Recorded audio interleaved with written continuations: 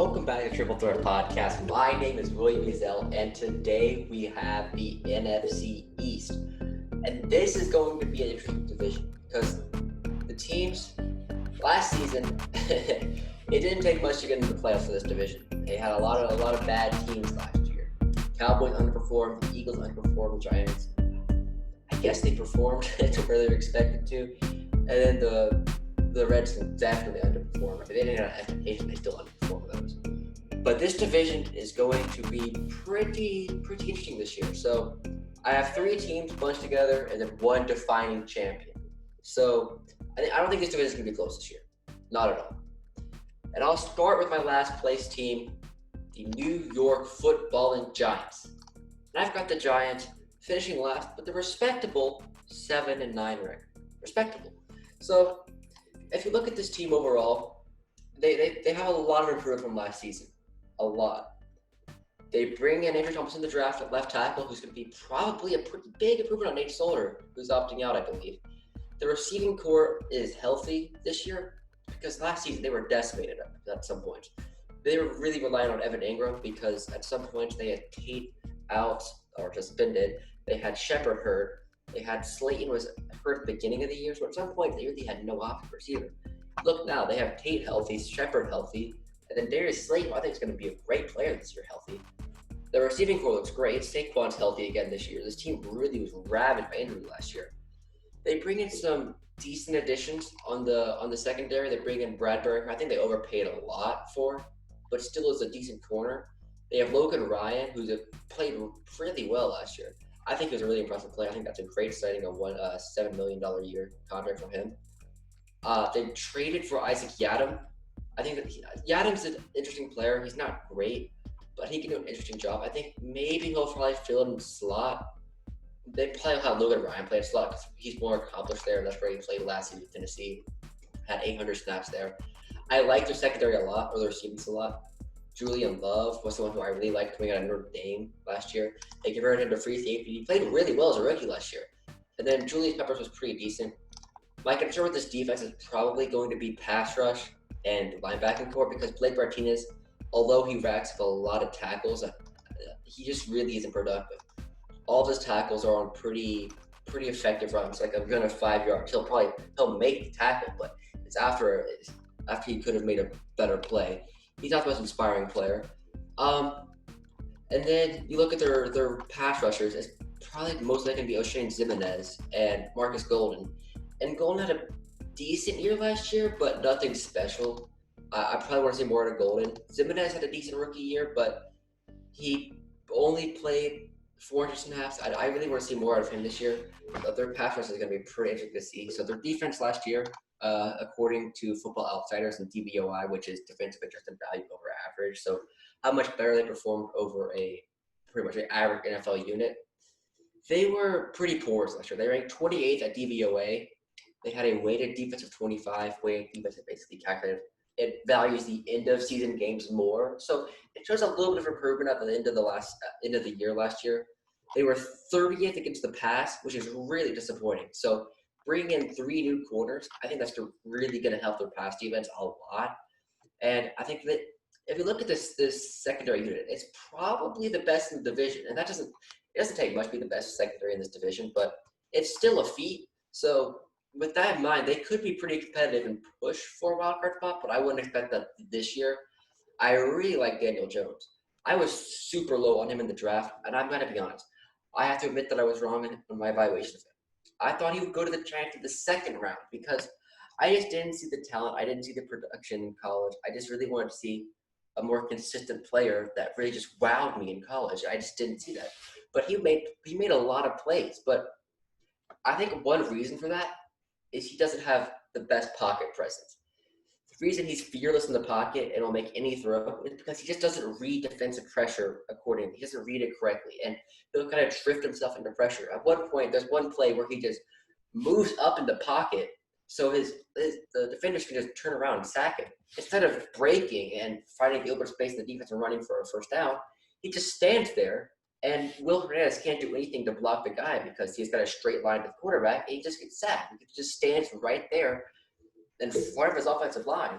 So he's got to work on that pocket presence, and that's why I had a lot of fumbles last year, because he just didn't read pressure effectively, and that helped him be a good aggressive thrower. But he's got to work on his knowledge of the pocket, being a better pocket presence. Will Hernandez probably will take a better lead this year. Zeitler and Gates played pretty well last season, so their interior looks better, but nothing spectacular. So I like their offense a lot. I think their unit's really good. They got a good receiving core. They've got a good tight end. They've got a good quarterback. They've got a good running back. They've got a better offensive line for sure.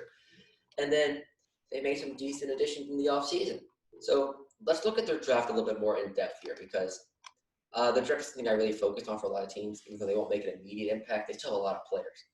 They brought in Andrew Thomas in the first round, who I think maybe was a little bit of a reach, but he's still probably the most NFL-ready player out of this group. So for Daniel Jones' sake, I think he's probably lucky that he got so-and-so ready. So that's going to be a really good pickup for them. They brought in Xavier McKinney, who I really like. Great value in the second round, an A-plus pick, but he is on IR. This isn't adjusted IR. It's only a 3-week IR for each team. So a foot injury is going to keep him out for a little bit, but I think he'll be back towards the end of the season, and he's a really effective player. So hopefully he will come back. Matt Peart, I'm a big Matt Peart fan. Athletic, big offensive lineman. Big. He's got a really big reach. I think he's going to be a great player. I think he can eventually take over that right tackle spot and be a tackle for the future. Darnay Holmes, I think he could be a really effective slot cornerback because he's really smart. That'll allow Logan Ryan to go out to the outside and play Darnay Holmes or a guy at the slot. I think you've got 4 pretty solid quarterbacks here, even though you lost DeAndre Baker because he's just an idiot and tried robbing people. So I think that's a good move that they let him go, because as a culture, I think that's probably the best move. Shane Lemieux maybe can take over, maybe provide some decent depth at offensive line, and then Cam Brown. I think Cam Brown might be their best linebacker pretty soon, because I think he's better than Martinez and Downs, who's their current linebacker core. So I wouldn't be surprised if Cam Brown gets in there. I was higher on Cam Brown than a lot of people, so I thought that was really good value that they got him at pick 183. So that's going to be a pretty sleeper pick. I think that's probably going to be one of the underrated rookies of the season. I wouldn't put any money on it for defensive rookie of the year.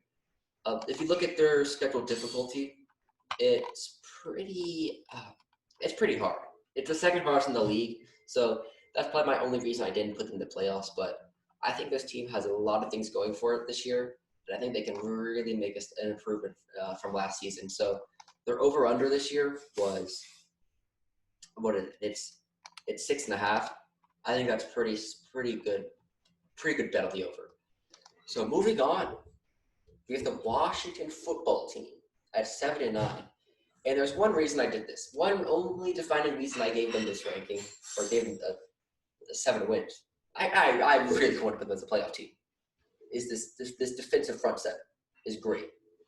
So they brought in Chase Young. They already have Jonathan Allen, Deron Payne, Kerrigan, Ioannidis, Montez Sweat. They have a great defensive front that can probably rival for one of the best in the league this year. They've got a decent secondary. Troy Aikpe, not the greatest free safety, but they got Landon Collins. They brought back Kendall Fuller, which would be a big addition for them. So I really like this defense. I probably have a little bit concerned that their secondary corner spot, which is going to be Ronald Darby or Fabian Moreau. Kind of scared about that if you're wanting to put them in the playoffs. Their tight end situation is pretty dire after Jordan Reed went to the Niners, because he needs a break from getting hit in the head, because he's had too many concussions. For his sake, he should probably retire pretty soon. You just want to see the best of the players and their health, but it's his decision. So they're going to be starting Jeremy Sprinkle at tight end, which is not going to be the greatest safety valve for Dwayne Haskins. Terry McLaurin looked great last year. I want to see the emergence of Kelvin Harmon a little bit this year. So their offensive line, they didn't have Trent Williams last season, so it's not going to be a big loss. It's going to be a big loss, but they won't have a loss from last season. So they're bringing in Shadiq Charles at left tackle. I'll talk a little bit more about that when I get to the draft, but their offensive line's all right. Brandon Scherf's a really good guard.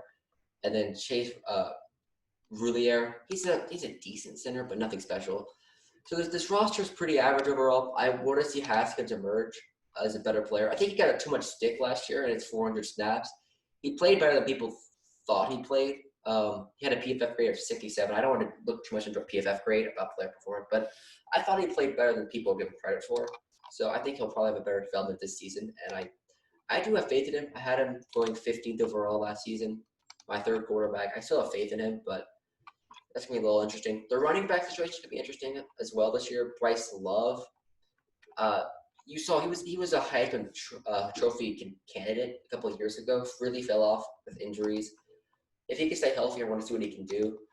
Antonio Gibson and J.D. McKissic, that'll be a decent trio. I don't know why they cut AP. I think AP probably still would have been their best running back. And then you look at their offseason moves. So they brought Kendall Fuller back, which is their biggest addition. They brought in Peyton Barber. They brought in Ronald Darby. And they brought in J.D. McKissic just a couple of days ago at running back. So they didn't bring in too much. They didn't lose too much. So you look at their draft overall. They had an all right draft. Chase Young, A-plus pick. I don't think I need to say much about him. He's going to be an absolute unit. Antonio Gibson's an interesting pick. They need a running back, especially if they cut AP, or since they cut AP. So I think he'll be an interesting player in Memphis. Memphis has created some really good running backs. Henderson, Pollard. They've been really, really productive at creating these versatile receiving backs. Shadik Charles, a little bit concerning. He wasn't the best tackle, got some issues off the field, but he does have the ability and the potential to be a good offensive line player. And they've got a good offensive line coach at Washington. So their offensive line coach is he pulled up in a second. So their offensive line coach is Scott Huff. So he's a new offensive line coach a couple years ago, but he's a pretty solid guy. I think he can do a pretty good job with Shadik Charles. And it's a team where they're a couple pieces away. I think their receiving core is a little bit interesting. Then they got Antonio Gandy Golden, who I think is a really interesting player out of Liberty. I think he could be the third string receiver in this team. I think he's going to be starting very soon, if not week 1, week 2, week 3. I think he's going to be a really effective player for this roster. I like what I saw him out of college. I think he's going to be a great player. So my concerns is probably going to be that secondary corner spot. They're probably just going to target him over and over again. The tight end's a little bit weak, and their schedule is not the easiest, but it's pretty hard. It's tied 22nd in the league for toughest. And the way I look at strength of schedule is I look at the Vegas projected win total for the team they face instead of last year's record, because I think that's a better indicator of how strong their schedule is. Because you look at the teams like the Chargers, it's not going to be a 5-win team again this year. So I think that looking at the Vegas win total is probably a little bit more of an accurate indicator. But overall, this team, I expect them to be a lot better.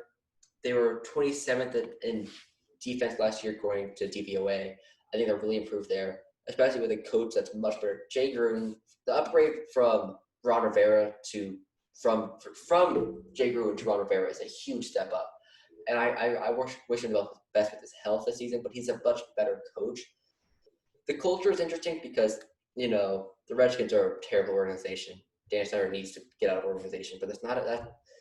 I don't know if that'll affect their performance too much, but I'm really banking on this defensive line being great.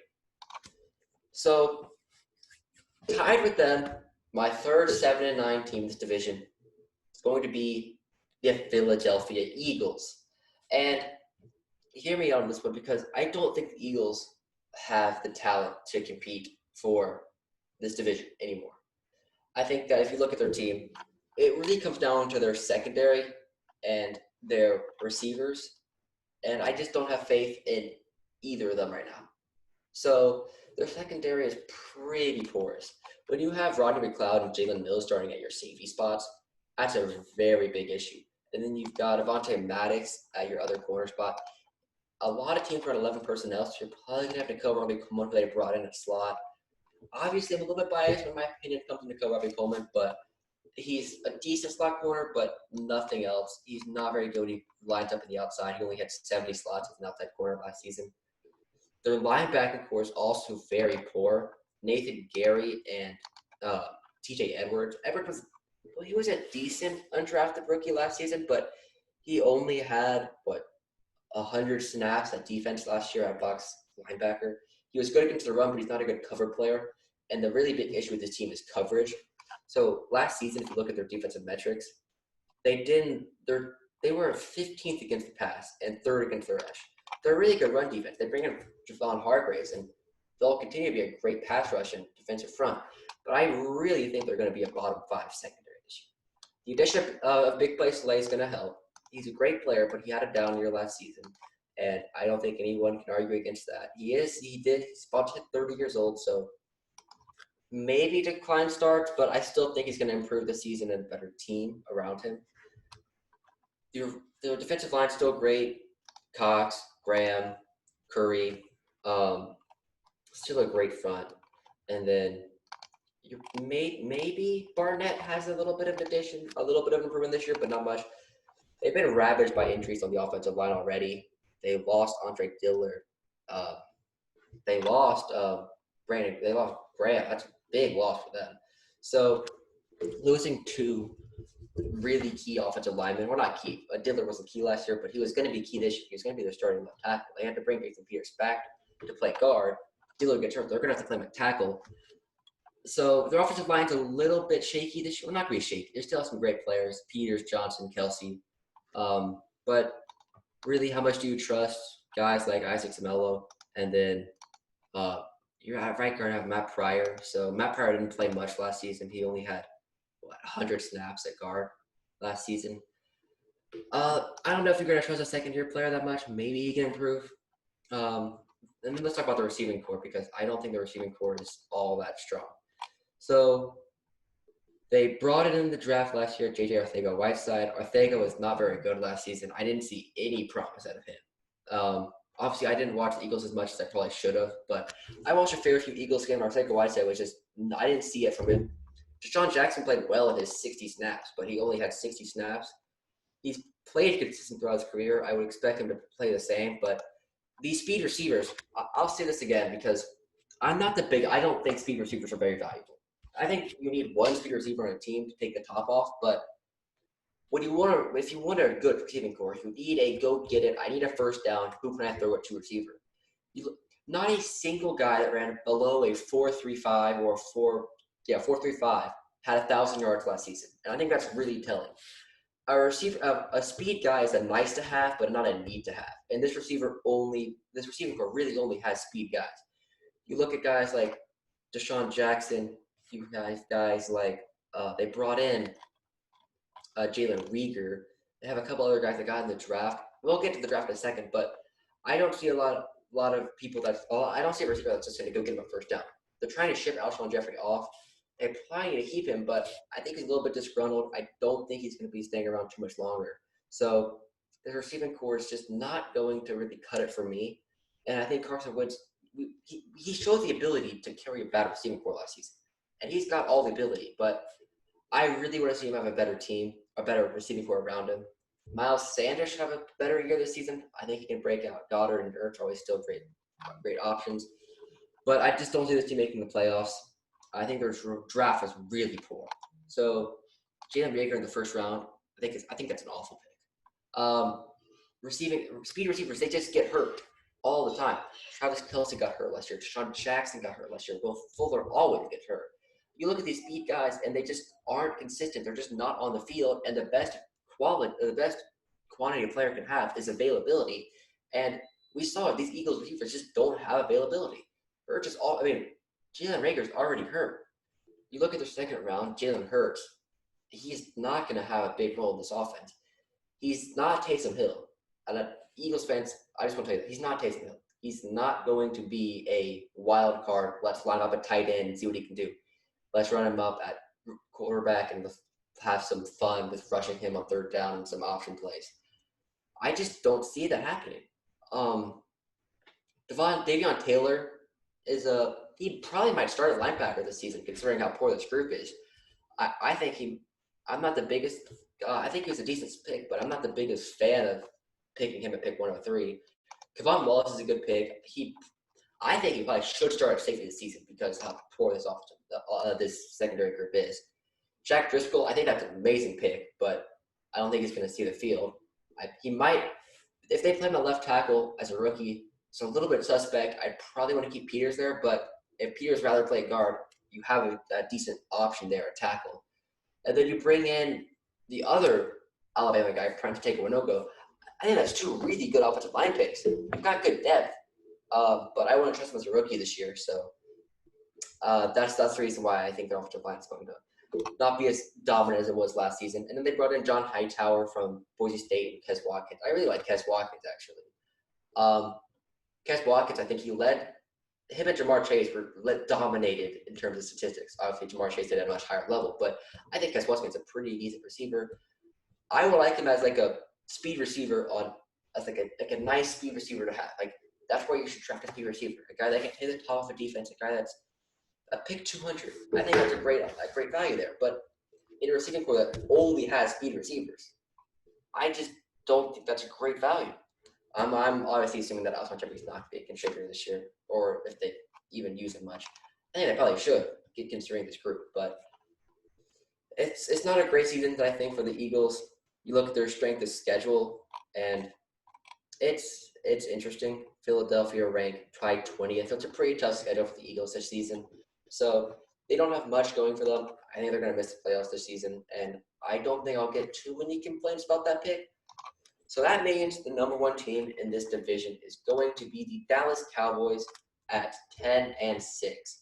They could be a 12-win team easily. I think the team should be the third place team in the NFC.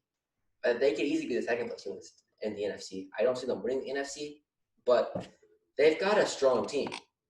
I think with the addition of Mike McCarthy, embracing analytics is going to be great. I think that's going to be a great addition for them. He's going to learn a lot of 11 personnel, and they've got the personnel to do that.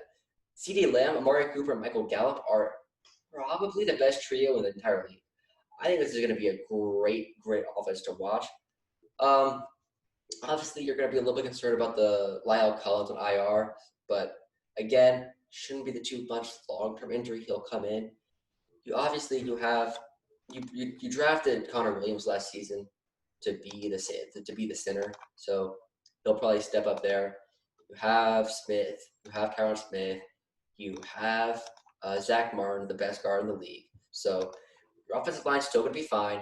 You have a great running back, you have a great quarterback, you have a great receiving core. This offense was the best in the league last year. You look at offensive metrics, they were second overall, third in the rush offense, fifth in pass offense.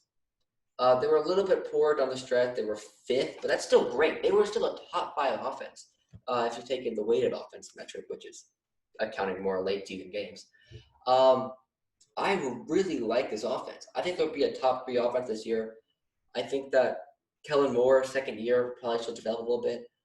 I think he was definitely better than whoever they had before. I forget his name. I don't know how I'm forgetting his name. S, I think. But I think they're going to have a much improved team this year. Look at their defense.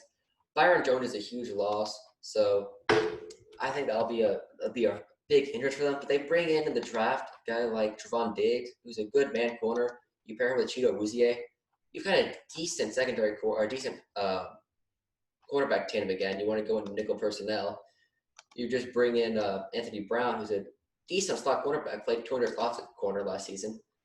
You look at their defensive line, DeMarcus Lawrence and Everson Griffin's great duo. I think Griffin probably replaces what they had with Quinn last season. Probably not as dynamic and athletic as Quinn is, but still great. You look at their defensive line, they bring in Dontari Poe. I think that's a great addition. They brought in Gerald McCoy, but he got hurt. They cut him. That's a little bit disappointing. They cut Hawkland Dix, which I really want to see him play at strong safety for this team because I think he's better than Darian Thompson by a mile. So they saw something in camp, and I can't really argue with that. Their linebacking core is still great. Jalen Smith, Van Der Esch. They've got a still great defensive line. I think this team, by far, is the best team in the division. The only real concern about them is if they come against a team that has great receivers, like maybe I can't think of anything off the top of my head, but maybe like the Cleveland Browns, if they have 3 good receivers on that roster, they're going to struggle a little bit because they just don't have the manpower to keep up in the secondary. But they still have a great defensive unit. If they can generate pressure, they can help the coverage out a lot. I think this team is really going to benefit. Their defensive metrics last season weren't all too bad, but they weren't great. So Dallas ranked as a Dallas overall were the second-ranked defense, surprisingly. So, it's not a second-ranked offense. Their defense last season wasn't as impressive. They were 16th overall, pretty average, 17th against the pass, 14th against the rush. Probably will stay the same, but if their offense can generate as much production they did last season, I see this team easily making the playoffs. And if they consider that pattern of winning division, missing the playoffs, winning division, missing the playoffs, they should make the playoffs this season. Last year, I had them going like 7-9 or something. And when I told Rod Simba, the guy who made the beat for this episode, check out Rod the Regulators. No free shout, but to him, I'll shout about every day. Rod Simba's an absolute legend. I think I think I like this prediction. I think he'll find that. I mean, obviously, I don't think anyone's going to complain about us about someone picking out to win the division. But you look at them last season; they've got it. They've got the talent. They've got everything. So let's take a little bit more of an in-depth look at their draft. So Dallas, they didn't have a first-round pick, obviously, for Amari Cooper, but they did well with what they had. So in the second round, well, they did have a first-round pick. My apologies. That was last year. CeeDee Lamb. What am I talking about? CeeDee Lamb. Incredible pick. They just fell. CeeDee Lamb fell right into their hands. So I was lower on CeeDee Lamb than most people were. I think he was my receiver number 4 or 5.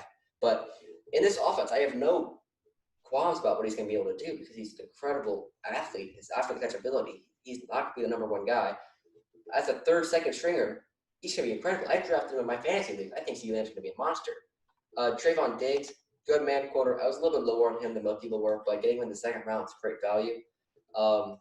They really needed a quarterback, and they got the best man corner probably available. Neville Gallimore. Ooh, I like him as a pass rusher a lot. He's a great pass rusher from the interior.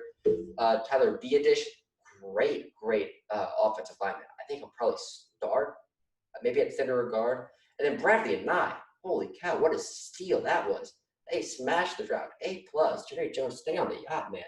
So you factor in all this, and this team looks like they're poised to do great things. So their over-under this season is 10. A little bit high, I think, in my opinion, but I'd bet the over. So the team's going to win the division.